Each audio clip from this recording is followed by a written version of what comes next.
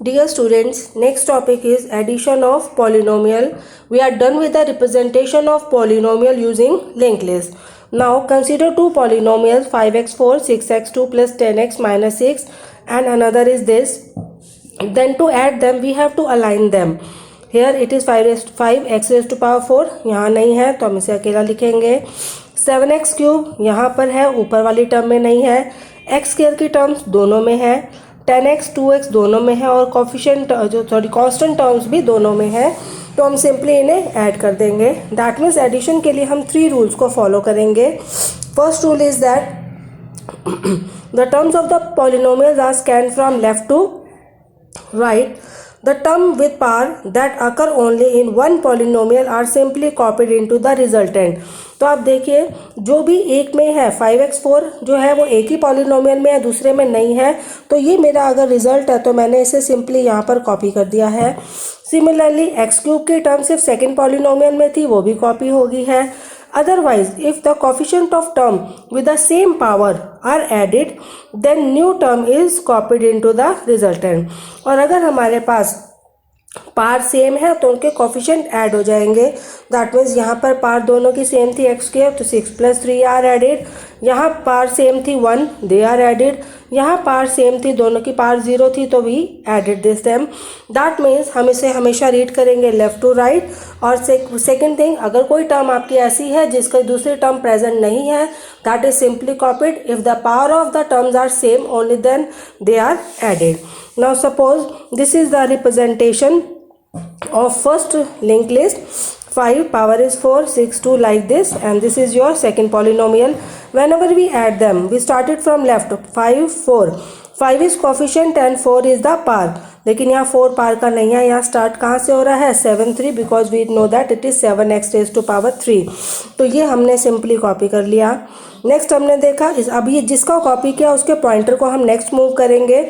यहाँ पार्ट 2 है और यहाँ पार्ट 3 है तो 7, 3 का सिंपली कॉपी हो जाएगा.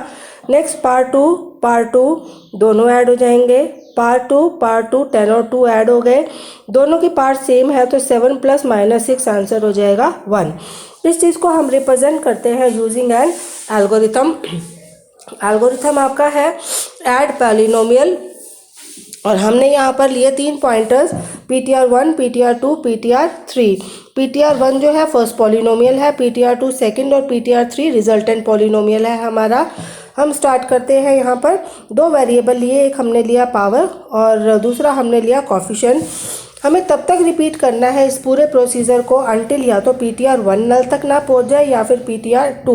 दोनों जब पॉलिनोमियल आपके दोनों में से एक पॉलिनोमियल जब एंड हो जाएगा तो वी विल कम आउट. तो हमने लिखा while PTR1 is not equal to null और PTR2 is not equal to null, what I have to check if power of PTR1 is greater than power of PTR2. Like in this case यहाँ पर power कितनी थी 4, यहाँ पार कितनी है 3. It means किसकी पार ज़्यादा है 4 PTR1 वाले की.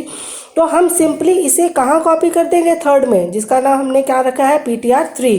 तो PTR1 का कंटेंट जो है वो PTR3 में सिंपली कॉपी हो जाएगा अगर PTR1 की पार जो है वो ग्रेटर है. तो हमने पावर में रख दिया PTR1 की पार, कोफिशिएंट में रखा PTR1 का कोफिशिएंट और PTR1 के पॉइंटर को हमने मूव कर दिया बिकॉज 5, 4, 3 5, 4 आपका कॉपी हो चुका है. Now it move point two the 6, 2. लेकिन अगर PTR2 की पार ज़्यादा होती, इट मीन्स 2 की पार ज़्यादा है, वो वाली वैल्यू 1 में नहीं है तो कॉपी होगा 2 का एलिमेंट. तो in that case power is equal to PTR2 power, coefficient is equal to PTR2 coefficient and PTR2 is moved to PTR2 dot next. Else case का मतलब ना तो PTR1 की पार ज़्यादा है ना PTR2 की पार ज़्यादा है, दोनों की पार जो है वो सेम है. जब दोनों पार जो है आपकी सेम होंगी तो कॉफिशिएंट होगा PTR1 का कॉफिशिएंट प्लस PTR2 का कॉफिशिएंट. लाइक दिस, जब दोनों की पार हमारी सेम थी 2 and 2 तो हमने 6 और 3 दोनों के कॉफिशिएंट्स को क्या कर दिया? ऐड. सिमिलरली 1, 1 हमने 10 और 2 को भी क्या कर दिया? ऐड कर दिया. दैट मीन्स दोनों के कॉफिशिएंट ऐड हो जाएंगे व्हेन पावर इज सेम. और पावर में हम पावर PTR1 की भी ले सकते हैं और PTR2 की भी ले सकते हैं बिकॉज दोनों की पावर जो है वो सेम है.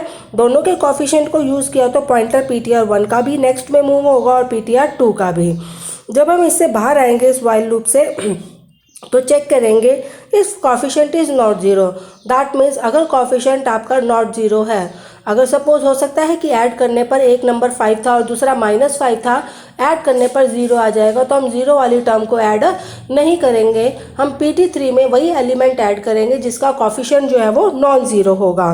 तो हमने चेक किया if coefficient is not zero only then node is added. किस में ऐड करना है? PTR3 में, जिसका कॉफिशेंट तो COEF है और पार आपकी पावर है। जब आप वाइल लूप से बाहर आएंगे तो वाइल लूप से बाहर आने की कंडीशन आपके पास थी या तो PTR1 नल हो या PTR2। तो वाइल लूप से जब आप बाहर आओगे इट मे बी पॉसिबल कि PTR1 आपका फर्स्ट पॉलिनोमियल एग्जॉस्ट हो चुका हो। तो हमने चेक किया if PTR1 is equal to null, PTR1 is equal to null means आपका फर्स्ट पॉलिनोमियल जो है वो एग्जॉस्ट हो चुका है।